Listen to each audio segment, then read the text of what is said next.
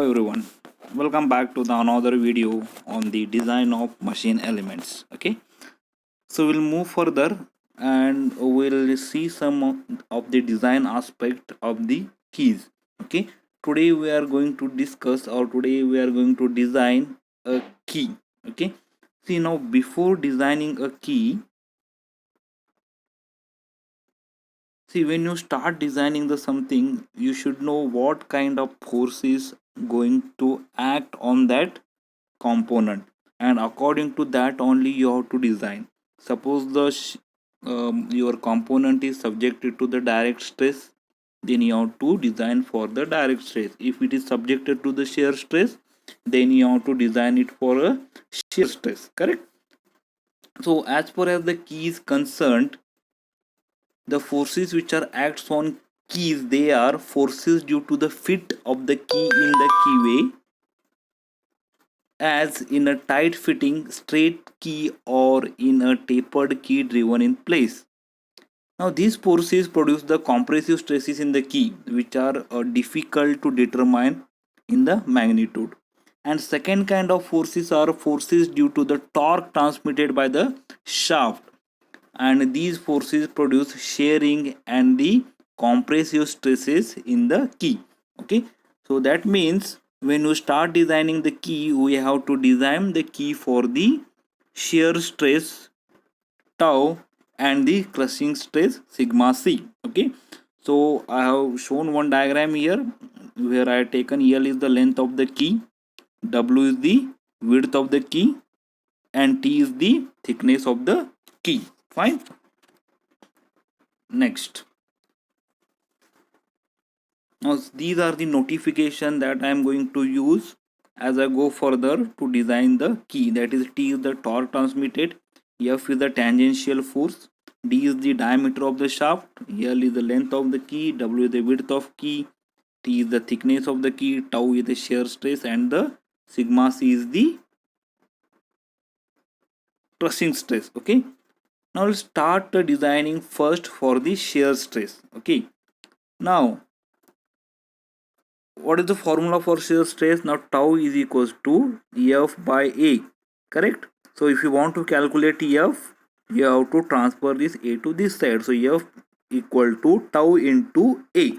Okay, now tau is okay. The what is A? That is resisting area, that is nothing but the length into the width of the key, that is L into W, correct? So we'll get a shear force is equals to LW into tau.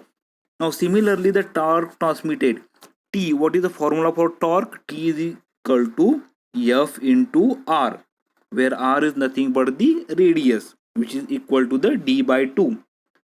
Therefore T is equals to sorry, so T equal to F. What is F? F is nothing but LW into R. LW into R into D by 2. Let us give this equation as equation number 1. Okay. Now we will move further to calculate our crushing stress. Okay. Now we have to use same formula, F equal to area resisting the crushing into the crushing stress. So F equal to area which is resisting the crushing stress, that is L into T by 2, length into thickness, into sigma c, where sigma c is our crushing stress. Okay, now what we'll do is we'll equate this equation 1 and the equation 2 in the next step. Okay, so when we equate this equation 1 and equation 2, will get this entire equation. Let us give this as the equation number 3.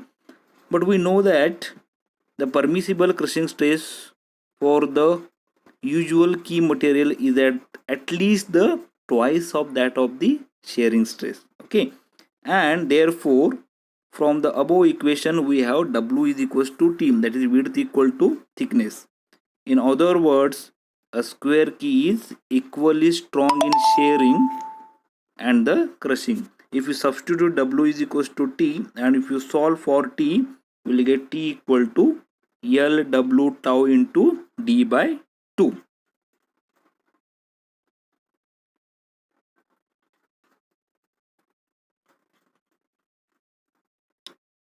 Next, we'll continue again. Now, torsional shear strength of the shaft T is equals to pi by 16 into tau d cube. This is we already discussed. That is the equation we discussed in the shaft. That is the torsion equation.